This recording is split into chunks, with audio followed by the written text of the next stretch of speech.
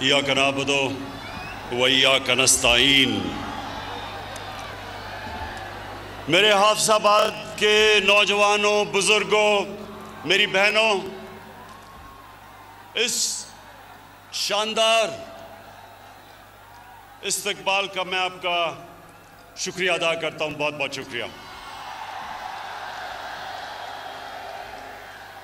मैं आज सबसे पहले शौकत और आपके वालिद मेहदी भट्टी आपको मुबारक देता हूं, खराज तहसीन पेश करता हूं कि आज आपने ये ऑर्गेनाइज किया इतना बड़ा जलसा।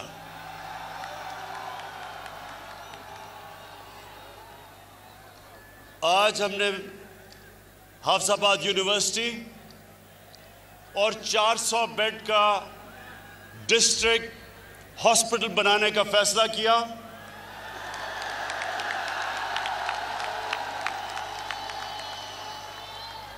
और इंशाअल्लाह ये हम जल्दी से जल्दी इसलिए बनाएंगे कि ये यूनिवर्सिटी भी और हॉस्पिटल भी ये आपकी ज़रूरत है और ये हमारा फ़र्ज़ है कि हम ये आपके लिए बनाएं।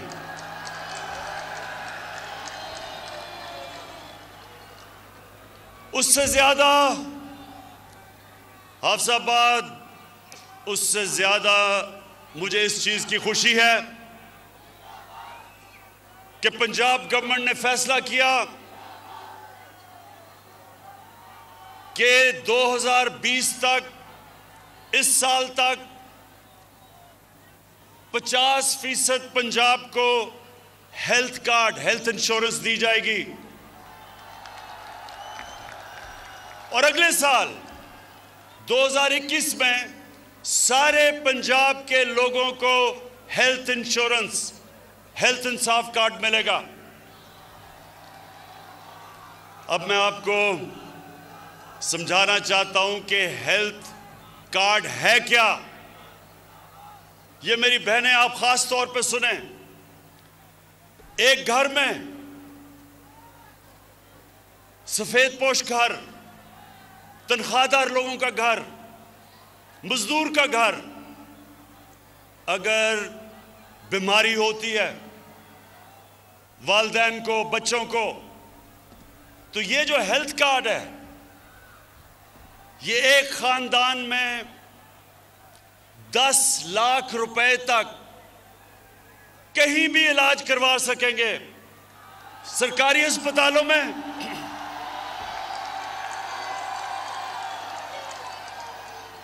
या किसी भी प्राइवेट हॉस्पिटल में। ये पहली दफा पाकिस्तान की 73 साला तारीख में एक आम आदमी को एतमाद होगा कि अगर घर में बीमारी होती और पैसे नहीं, हमारे पास हेल्थ इंश्योरेंस होगी। मैं आपको ये बता चलूं हाफिजाबाद के लोगों कि दुनिया में अमीर तरीन मुल्कों में भी इस तरह की हेल्थ इंश्योरेंस नहीं होती जो आज पाकिस्तान में हमने फैसला किया कि केपी और पंजाब में हम लेके आए।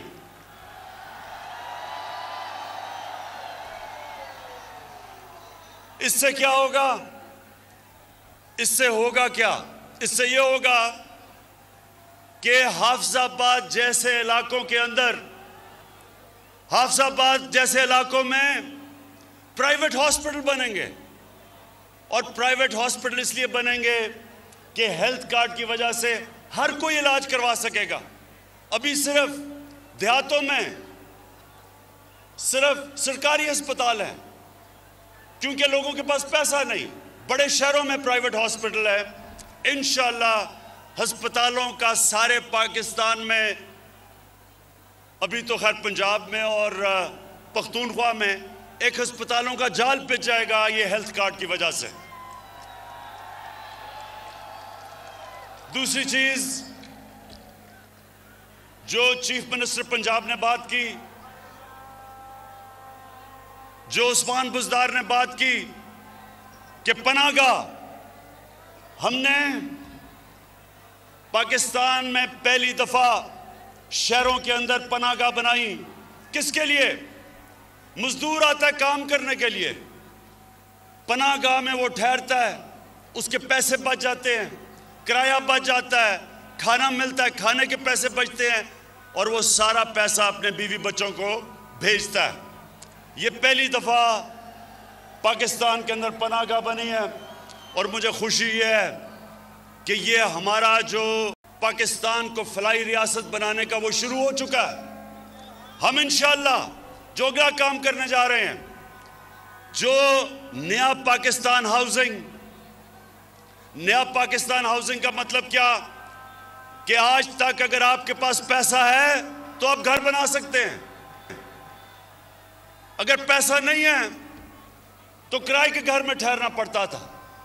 अब नए पाकिस्तान हाउसिंग का जो हमारा स्कीम है, और 2 साल हमें लगे, एक अदालतों में केस था फोरक्लोजर लॉ का वो जीतने में।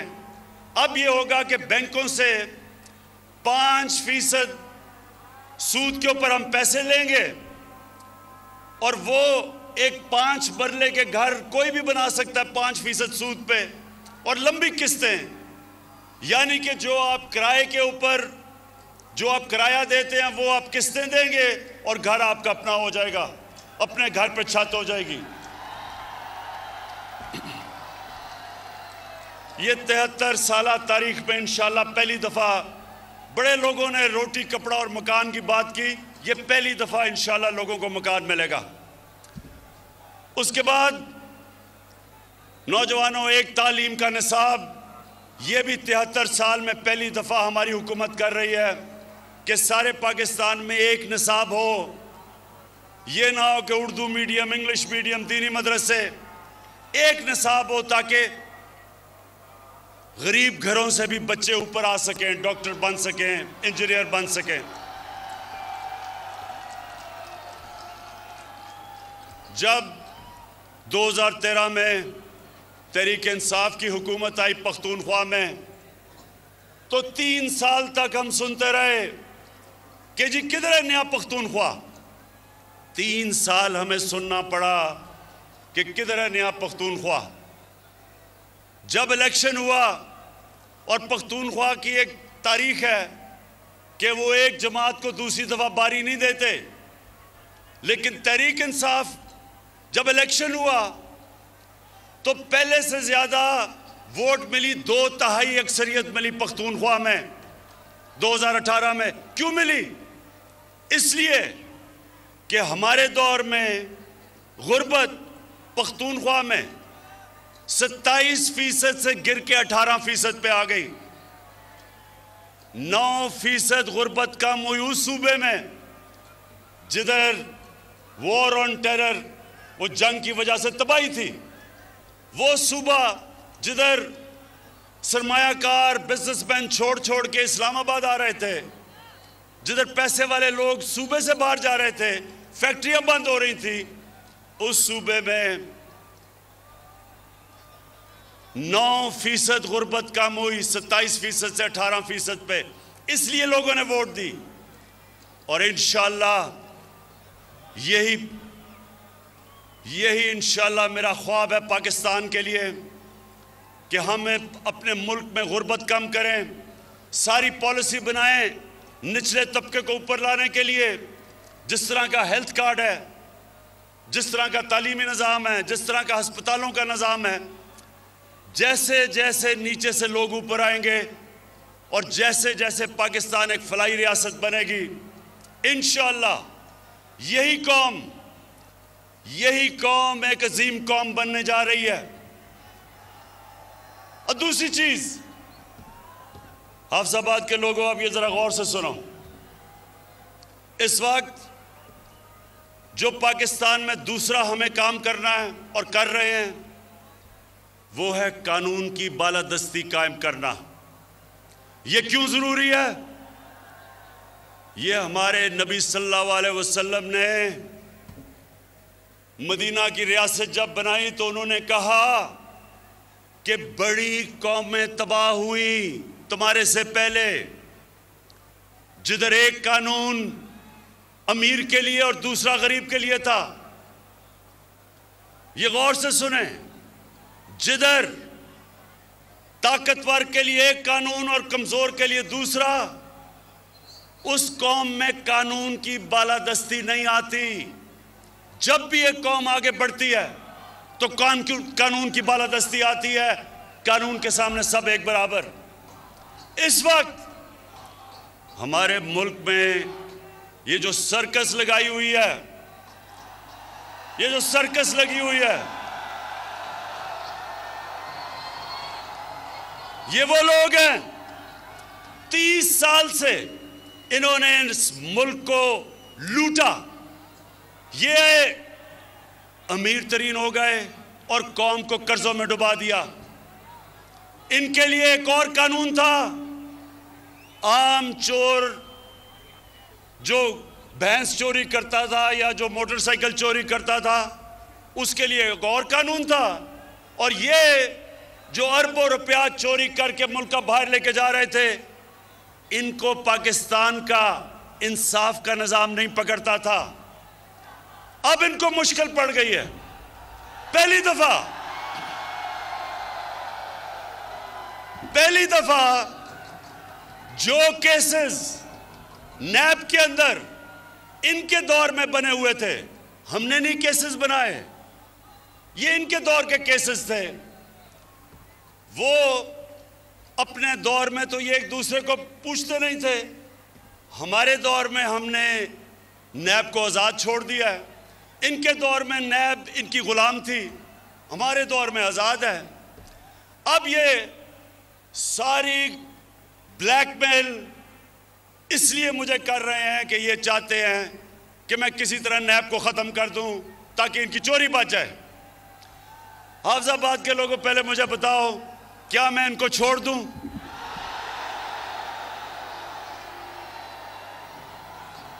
कहीं आपको इनके ऊपर तरस तो नहीं आ रहा?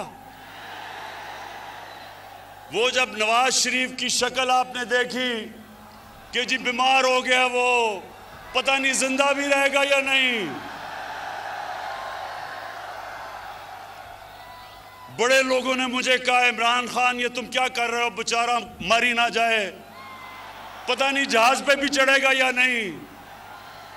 हमारी कैबिनेट में भी एक दो ख्वातीन, उनके भी आंखों में आंसू आ गए इसकी शक्ल देख के। जैसे ही लंदन गया, लंदन की ऐसी हवा लगी कि सारी बीमारियां खत्म हो गई।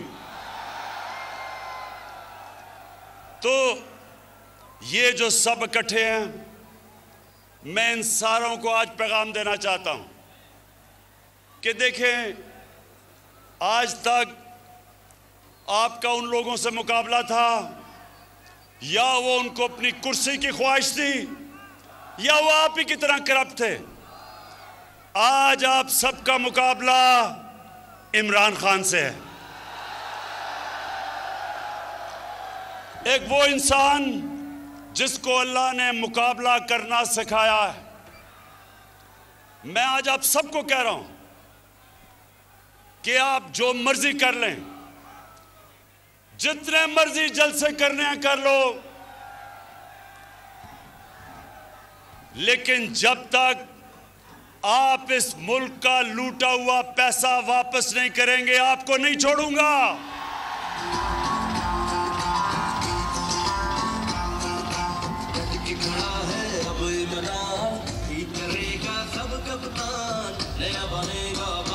बस। अच्छा, इन्होंने पहले पूरी कोशिश की कि माशियत के ऊपर कहा जी माशियत खराब हो गई, इसको निकाल दो। फिर कहे जी महंगाई हो गई। इनके पिछले 10 साल में देखें कितनी दफा महंगाई आज से बहुत ज्यादा थी। फिर कहा जी कि वो कोरोना के अंदर इमरान को नहीं समझ कि वो जिस तरह नरेंद्र मोदी ने बंद किया था अपना मुल्क, इमरान खान को भी करना चाहिए। अल्लाह अल हक है, अल्लाह का शुक्र अदा करता हूँ, उसने हमने कोरोना से भी बचा दिया। फिर इन्होंने एक फैटफ, एक ऐसी चीज़ है जिसमें पाकिस्तान को इनकी वजह से ग्रे लिस्ट में डाला हुआ है। अगर पाकिस्तान ब्लैक लिस्ट हो जाता है तो हमारे ऊपर सैंक्शंस लग जाती हैं, हमारी माशियत बैठ जाती है। तो इन्होंने सोचा कि अब तो इसको ब्लैकमेल कर लेंगे कि पहले नैब को ख़त्म करो और फिर हमें फैटफ साइन करेंगे। इन्होंने मुझे नैब में 38 शिक्के हैं नैब की, उसमें से कहा 34 शिक्कों को इस तरह कर दो कि नैब ही ख़त्म हो जाए ताकि इनकी चोरी बच जाए। जब मैं नहीं माना तो इन्होंने क्या किया कि इन्होंने अदलियों पे भी हमला किया। 3 चीफ जस्टिस बैठे हुए थे जिनके खिलाफ इन्होंने बातें शुरू कर दी कि जी नवाज शरीफ ने कहा फैसला ही गलत था। 3 चीफ जस्टिस थे, अदलियों का भी अटैक किया और फिर पाकिस्तान के आर्मी चीफ और ISI चीफ को अटैक किया। आर्मी चीफ और ISI चीफ को अटैक करने का मतलब फौज को अटैक करना। यहां मेहदी भट्टी बैठे हैं, इनका बेटा बलूचिस्तान में शहीद हुआ।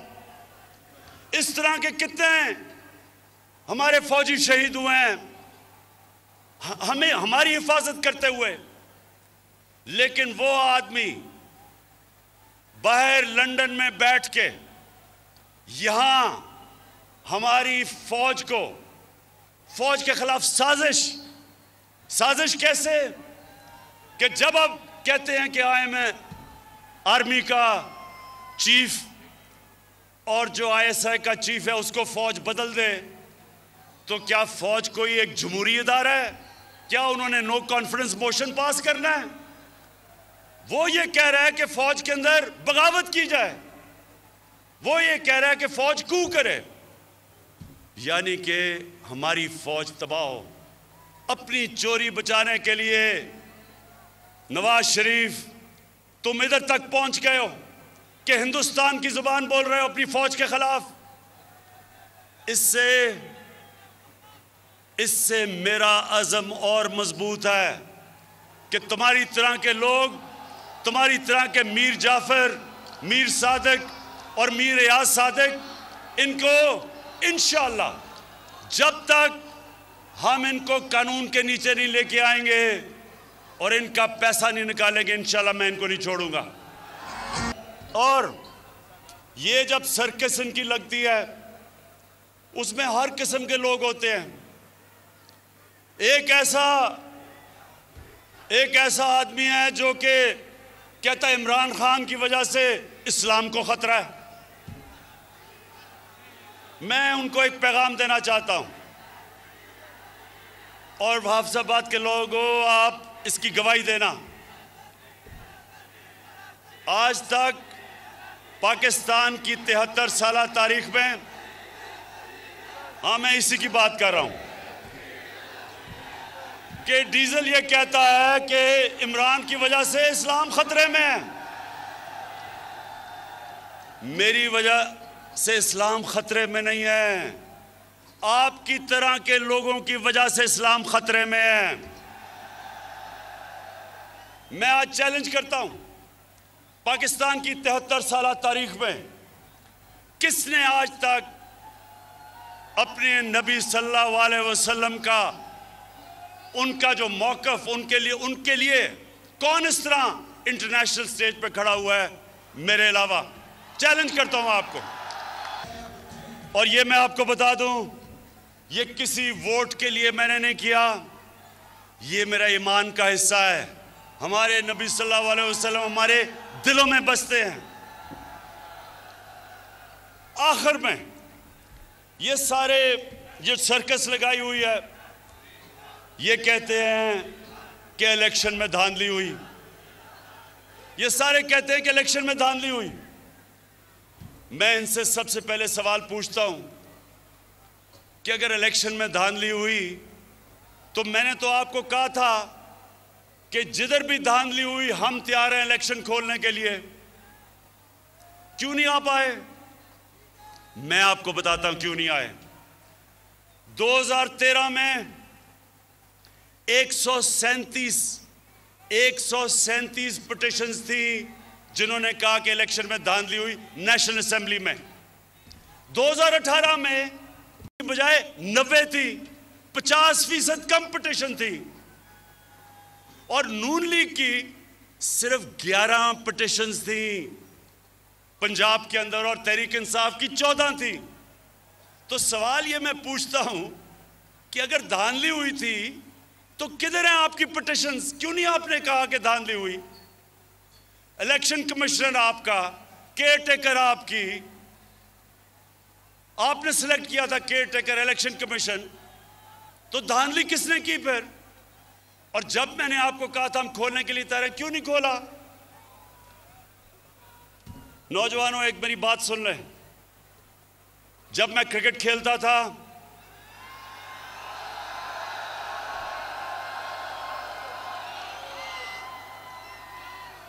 तो मेरे दौर में अपने अपने अंपायर होते थे।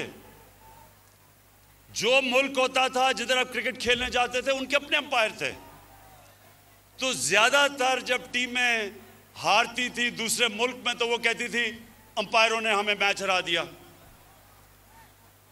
तो मैं वो क्रिकेट की तारीख का 150 साल तारीख में वो पहला कप्तान था जिसने कहा कि न्यूट्रल अंपायर आने चाहिए, यानी कि अपने अंपायर नहीं होने चाहिए, दूसरे मुल्क से अंपायर मंगवाओ ताकि वो न्यूट्रल हो। और आप अगर दुनिया की क्रिकेट की तारीख उठा के देखें तो पहला कप्तान था जिसने अपने मुल्क में दुनिया की सबसे ताकतवर टीम वेस्ट इंडीज के साथ न्यूट्रल अंपायर मंगा के मैच खेला। और फिर दूसरी टीम जो मंगवाई न्यूट्रल अंपायर से, हिंदुस्तान से जब हमारा मैच होता था ना पाकिस्तान उधर जीतता था क्योंकि जब टीम हारने लगती थी उनके अंपायर आ जाते थे, ना हिंदुस्तान यहां जीतता था और कई दफा हमारे अंपायर भी हमारी मदद करते थे। तो मैं पहला कप्तान था जिसने हिंदुस्तान में जाके हिंदुस्तान के अंपायरों के होते हुए हराया हिंदुस्तान को। और फिर बस और फिर जब हिंदुस्तान पाकिस्तान आई तो हमने न्यूट्रल अंपायर से उनके साथ मैच खेला और हमारी वजह से आज दुनिया की क्रिकेट में न्यूट्रल अंपायर हैं। जो हारता है वो हार मान जाता है, वो कहता है क्योंकि अंपायर अब न्यूट्रल है। आज मैं आपके सामने वादा करता हूं अपनी कौम से, ये मेरी हुकूमत है जो पहली दफा पाकिस्तान में एक ऐसे इलेक्शन करवाएगी कि जो हारेगा वो भी मानेगा कि इलेक्शन साफ और शफाफ हुआ है। इसके लिए हम कई चीजें कर रहे हैं। हम इलेक्ट्रॉनिक वोटिंग कर रहे हैं। हम एक इलेक्ट्रॉनिक वोटिंग यानी टेक्नोलॉजी का फायदा उठाएंगे। हम इसके ऊपर पूरा काम कर रहे हैं।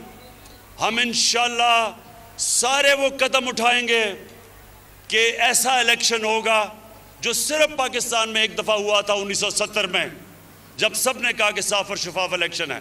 उसके अलावा सारे इलेक्शनों में जो हारता था वो कहता था कि इलेक्शन में धांधली हुई। ये जो अब इलेक्शन होगा, हम इलेक्शन रिफॉर्म्स कर रहे हैं, टेक्नोलॉजी लेके आ रहे हैं। जो जो चीज़ें हमने पूरा स्टडी किया कि कैसे साफ होगा, सारी इस्लाहत कर रहे हैं। और इंशाअल्लाह जिस तरह क्रिकेट की दुनिया में मैं पहला कप्तान था जो न्यूट्रल अंपायर लेके आया, आज इंशाअल्लाह पाकिस्तान भी याद रखेगा कि वो हुकूमत आई जिसने पहली दफ़ा पावर में होते हुए साफ और साफ इलेक्शन करवा के भरपूर तरीके से इलेक्शन जीता। मैं